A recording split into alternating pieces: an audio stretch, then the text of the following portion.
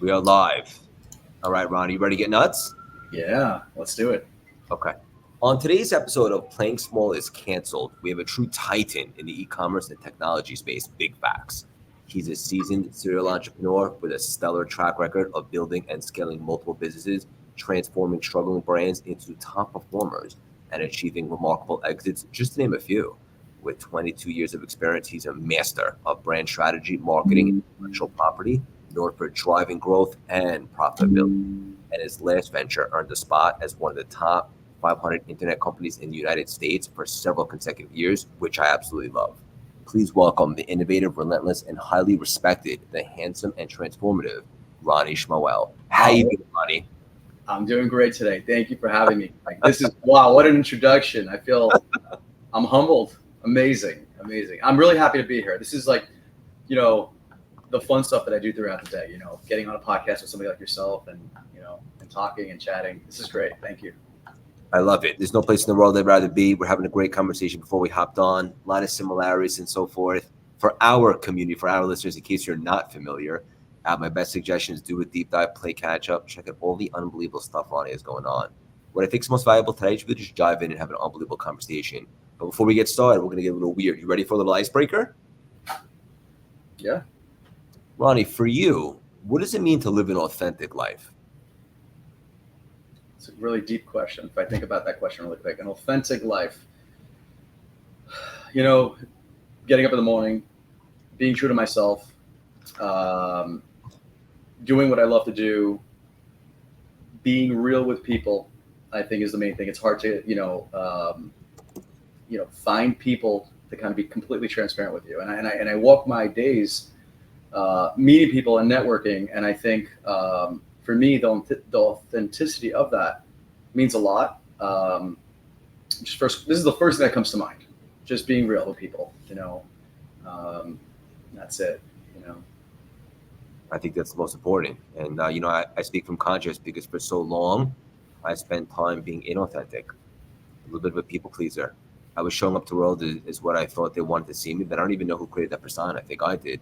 And as we were talking before we hit record and went live, when I reinvented myself for the first time in my life, I really started to show up as my real, true, authentic self.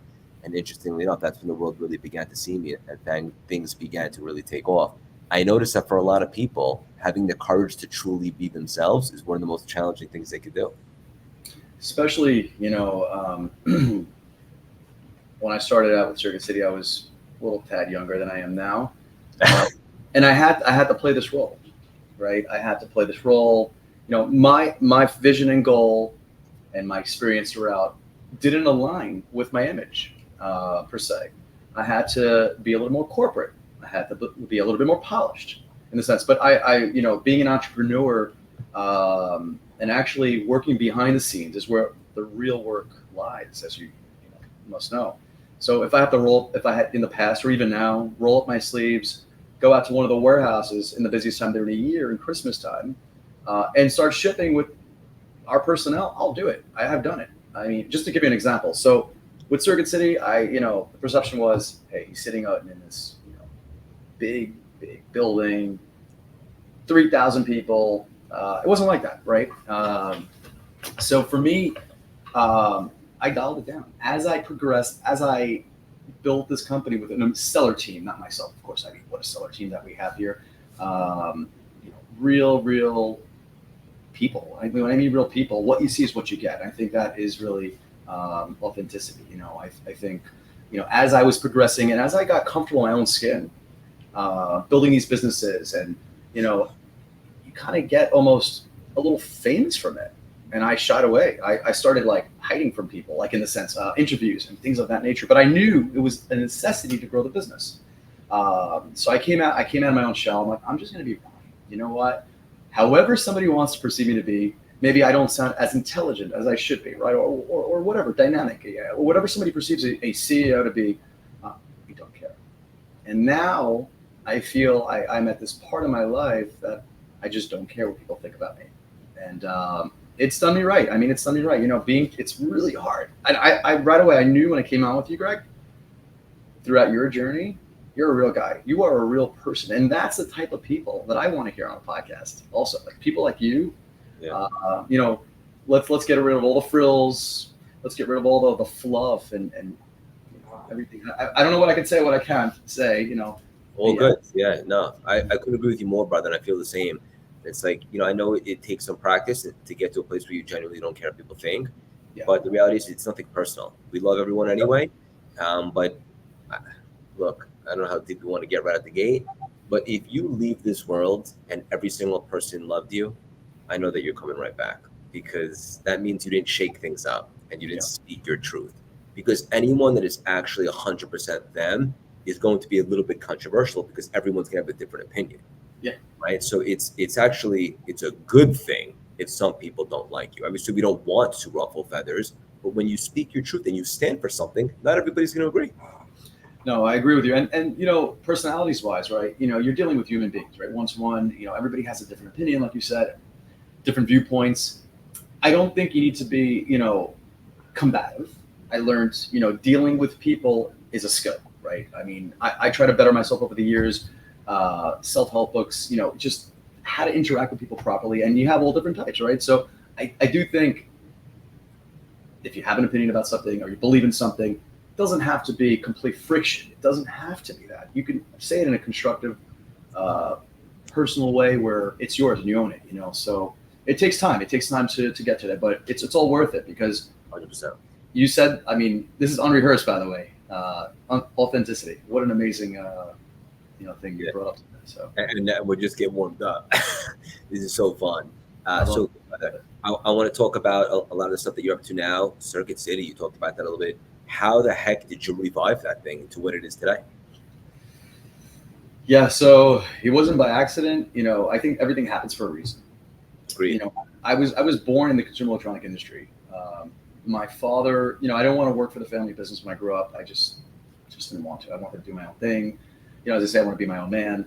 But I was brought up in the business, and he had consumer electronic retail stores like Circuit Cities, actually out here in Long Island, New York. And I didn't want to be in retail. I really was compelled when I saw Amazon launch in '95 as a bookstore, being the biggest online, largest bookstore in the world. I'm like, why can't somebody in consumer electronics do this? Like, why can't somebody in another category do this? And that's what I started transitioning through everything I learned in retail. And the most important point in retail that I learned was how to deal with people. Being a salesman, and I think that's the number one paramount skill if you need to, in anything.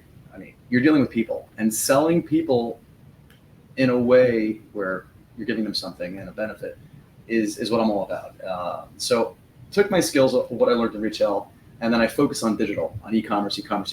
And before Circuit City happened, scraped up some money, ended up acquiring a brand called 47th Street Photo without my dad, ended up doing it on my own, launched for this big retail. So it was this big retail company comparable to B&H Photo of New York today. They were cousins, by the way. They were the big B&H's, 47th Street. They went bankrupt. Took a small team and started cranking out online, just hustling and cranking out online. And it became one of the top 500 e-commerce companies for 7-8 years consecutively. And through that, I saw the transition with Best Buy, Circuit City, how they came online, omni-channel. You got 1,000+ stores. It's really hard to focus on digital as being your first and foremost channel. So, Circuit City got snatched up by a big private equity company, actually a big public private equity company, launched it online. And then, I had the opportunity for being in the industry to be connected to them off market.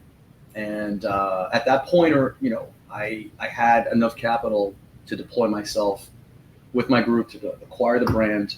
And that was intentional. That was extremely intentional. We look back in the last 20 years of being in the consumer electronic industry, being in e-commerce now for 22 years. I said, we can do what we did with 47th Street Photo.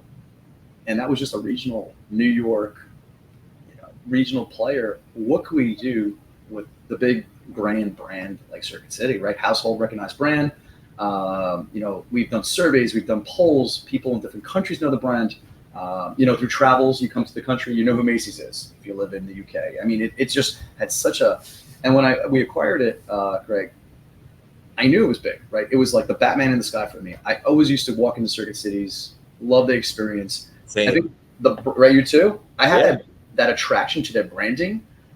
Besides having consultative, guided salespeople in their stores, which really knew the product, which is great. It's very hard to get that today. I mean, in an online environment. So through that, I was never really attracted to Best Buy, and there's nothing wrong with that company at all per se. I don't know. I just never really cared. I only walked into Best Buys when I acquired Circuit. I'm like, all right, I got to look at the incumbent giant Best Buy, let them focus on retail. We're going to focus online and try to be the biggest and largest consumer electronic e-commerce player out there eventually. That's a goal. That is an aspiration. It's still there. And, with a brand like Circuit, having the right ingredients, we can get there. It takes time, though, to develop things. So. It always does. Good things take time. Yeah. So how do you bridge the gap from where you are now to where you want to take this thing, which is to be the biggest ever? What needs to be accomplished? Yeah, absolutely. So over the last 5 years with Circuit City, remember being such, if we wanted to launch Circuit City and just create and develop a business at a certain level in value, we would have done it already. What my goal was to create an enterprise value company. Circuit City was doing $13 billion being a public company. If I didn't have a brand like this, my aspiration wouldn't be that high. So the goal today, meaning in today's time for us, is now, after building foundational structures with e-commerce, building, shipping out 1 million orders, building up our customer list, and demonstrating that we can actually do this and be successful in what we're doing, we're actually now raising capital. And I never did that with Circuit City. And I didn't want to do it early on, like most startups. You have to. It's essential. You got to feed the beasts. You got to keep on investing and grow to your point. I wanted to prove the model. I actually wanted to demonstrate that we can have a really, really healthy traction and come from a standpoint of co-invest with us rather than, hey, I need money. If you don't invest in me in the company, then, so I'm bringing a different standpoint to the market where we're fine with or without anybody in a humble way. We're going to keep on doing this. But if we add capital into the stack, we're able to do more stuff and accelerate that growth because we've built so much foundation over 5 years. So that's what we're focused on, and it's hitting these other milestones, Greg, that we're trying to accomplish. We're not just like a direct-to-consumer, land on our website. We're so much more than that. Yes, you are, brother. I love the mindset too, and you have a track record for turning around struggling brands and so forth. And I'm just curious, a lot of people would be scared of that. Like, oh, I don't want to touch that. But you have a different mindset. What is your mindset in regards to seeing so much opportunity where most people probably see a limitation? Potential. If you take something that is doing well, you may hit, you're just that much of a delta sometimes of hitting a higher tier, right? If you kind of roll it back a little bit, it's like think about buying a fixer-upper house or do it yourself. The value, if you're a lot of real estate people out there listening and old podcasts and so much real estate investors, if you buy a property, it could be a house. Take something simple, a single family house, and you're going to flip it. And you buy something that really needs a lot of work. But if you know how to buy the contractor, you have wholesale materials, you fix it up, you're going to make your delta on the profit. But if you buy a house that's completely fixed up, marbleized, everything, perfect, you're going to pay for that premium. And question is, how much are you going to sell it for? Unless you're buying it at a distressed market. Another whole conversation. So that's why I see the value. It's the same thing. I think an IP property or a business that is distressed, call it bankrupt, call it distressed. If you really get under the hood and you can kind of see where the efficiency starts and where you can grow things out, the yields are much, much greater than just buying an operating company that you can't really grow 200%, 300%. Not that you can't, it's just the delta is just too high, and the level of effort will take a lot greater at certain times. Distressed, you're starting out at a bottom. You can only go up from there. think about it, right? It makes perfect sense, brother. It reminds me of the Wall Street days, like buy low, sell high. By the way, Warren Buffett's that's his mantra, right? Buy low, sell high, hold on to it. Throughout this whole ordeal of launching Circuit, it hasn't been always a straight line, right? People, Of course. it is. You see the market, you see the trends, you see the you have the presidential, who's going to be the president. I mean, everything is it focuses the business to a place where it gets affected in some way or another, right? So we have to navigate, we have to pivot, we have to divert. It's constant action, which I do love. I got to say, keeps you up at night, So I even came to the point, I haven't publicly announced this, but we're being authentic. We, from being and watching the market, and almost besides focusing on Circuit, we've gotten to this knack, and I say we, my group, of looking at these deals of distressed brands, distressed companies that they really have either a meat or potato, and you have to kind of blend it and give it, it has good bones to it, right? So if you give it a little TLC and we work towards it, the yields and the returns are just staggering. So we are actually in the works right now. Actually, I think it just came up yesterday, our site, called Rockridge Capital, which is a private equity group, which we're very proud of in the years in the making, where Circuit City's underneath this group now. We have another few brands that are acquired off market that we're going to bring into this ecosystem, which is really cool. So we can hopefully say that for another time. Awesome. It's like a portfolio. Exactly. But we did it very slow. We didn't go too fast, too strong. We wanted to prove the model first, build out the foundational structure of the ecosystem. And I mean ecosystem, we spent a lot of capital and a lot of time and effort into building out a technology, e-commerce, AI-driven platform to really drive, and it really can be derived or focused on other categories. That was the goal. Not to be all over the place. We're really laser focused in this category of consumer electronics, but there are other related categories, home and garden per se, or appliances that we can actually pull into this and really make it something grander and bigger as a group. So very excited about that. There's a lot on the horizon. I couldn't love it more. And I was checking out some of your content, which I highly suggest everybody do immediately. And you were talking about how Circuit City is leading the charge using AI to transform tech sales. Is that right? Yeah. So, again, to be authentic, AI is the biggest thing that everybody's talking about. Everybody wants to invest, right? Not to get ahead of myself and start making this podcast about AI, artificial intelligence. It is, top of mind everywhere you look. You turn. Everybody's, should I invest in this? There's companies coming up like water all day. And you know what? It is an industry that I've never seen valuations at this staggering numbers, right? I mean, AI company comes up, no revenue, it's not $300 million. I'm like, what the heck? So we're not coming off as an AI company. We are. I just to make it very clear, we're not selling AI. If we were selling AI, it would be a little. But you need.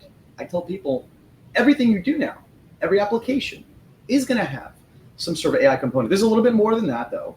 Our driver that we're building to give deeper personalization to customers, to have them find items quicker and faster and more efficiently, to enable our back end with AI and to stack on that is going to help us navigate. We're focused on tech first and foremost, and having the brand of Circuit tied to it as the catalyst, as a driver, is going to be really, really helpful for us.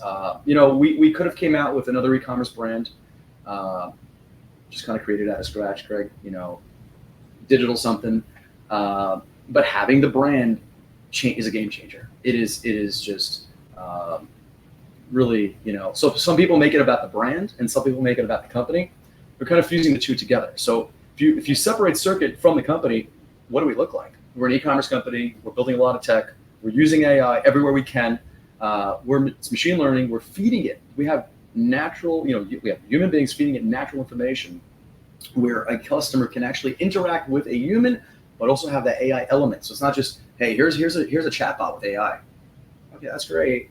But could you really, how fast is that response? Are you going to get what you need? Imagine, talking to one of the cell phone companies, and it's all, until you get to an agent, it drives me crazy, So I'm going to make it as natural as possible and keep on driving that innovation there. So I love it. And I love what you talk about the brand. It means something and it's powerful.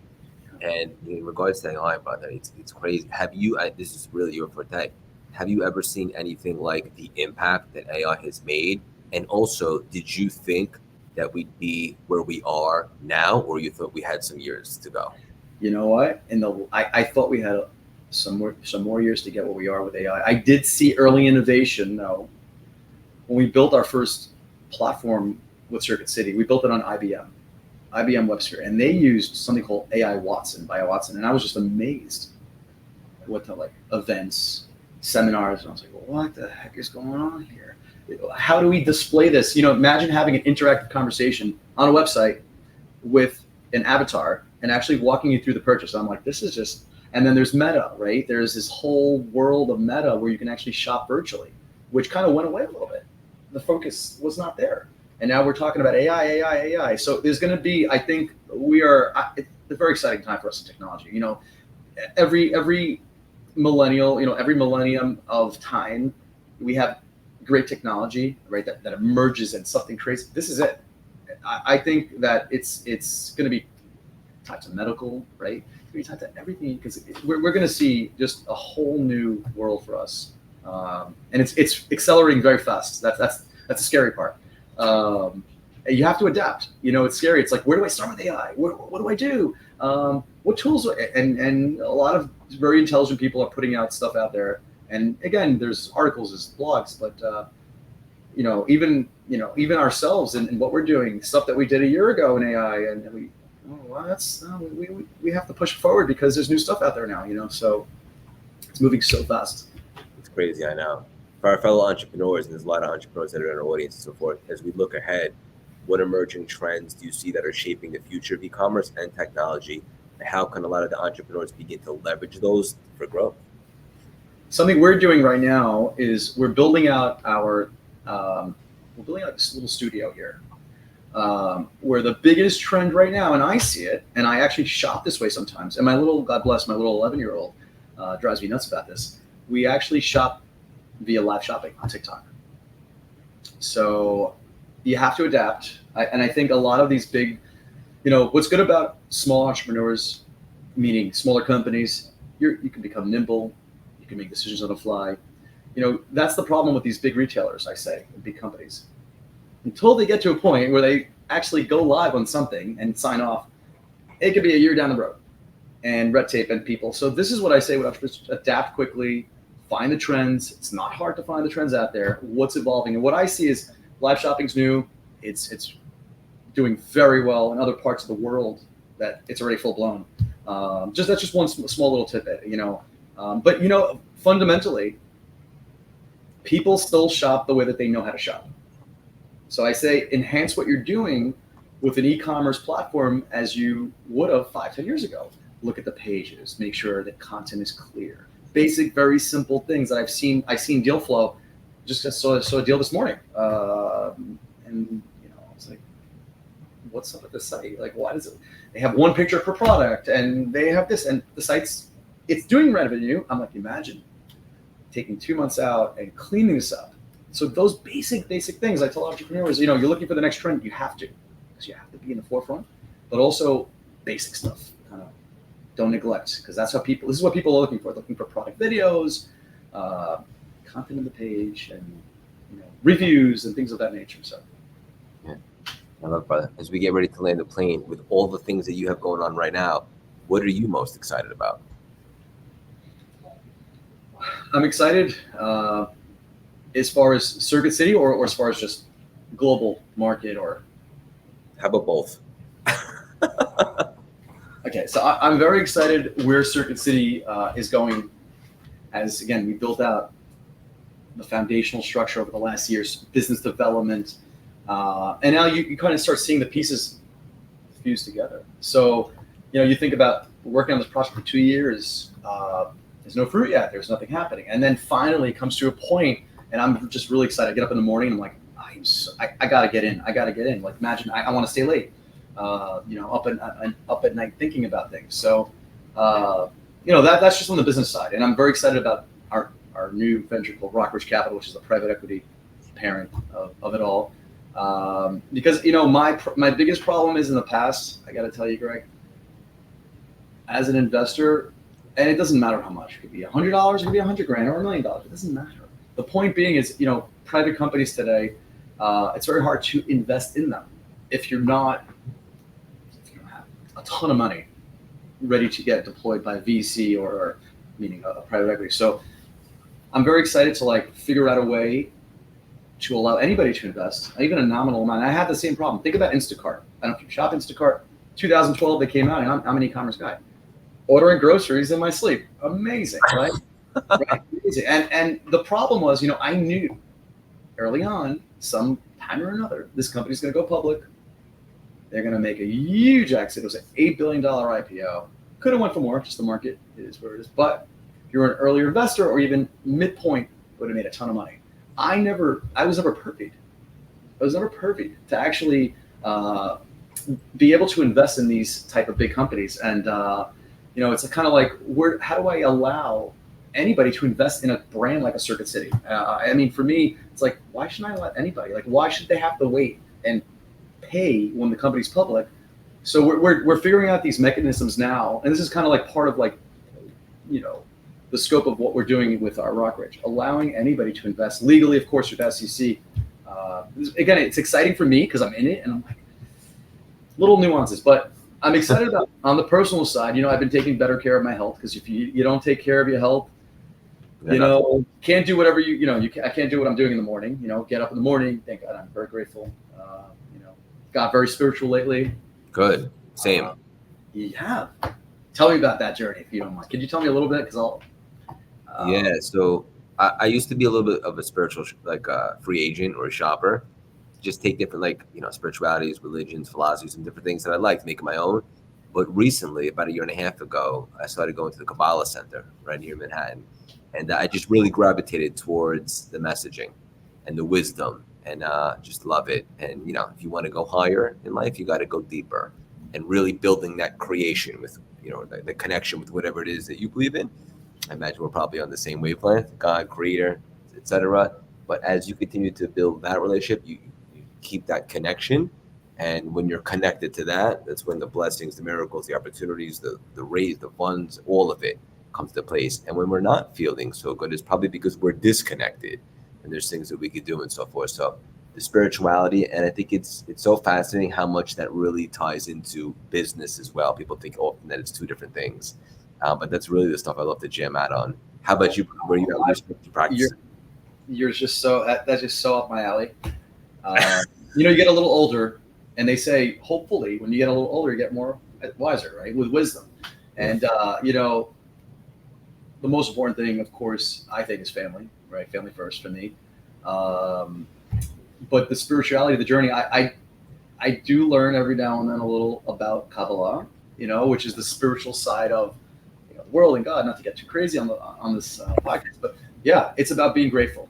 I think being grateful, we're all as being human, we're all in places in our life that we may not see it as a clear path. Like, what's happening to me? I had a call last night for one of my best friends from, I can't even, first grade even. And he lost his business and this and that. And he goes, you know what? I'm fine. I'm great. I meaning I'm in a great place. I don't, you know what? I'm not worried. And he pushed and he hustled. And you know what? Has this much larger, greater opportunity than he had a year ago when he closed his business. So I say, everything happens for a reason. And if we look at it from the perspective, this may sound a little spiritual, from the perspective of why is this happening to me? Or, let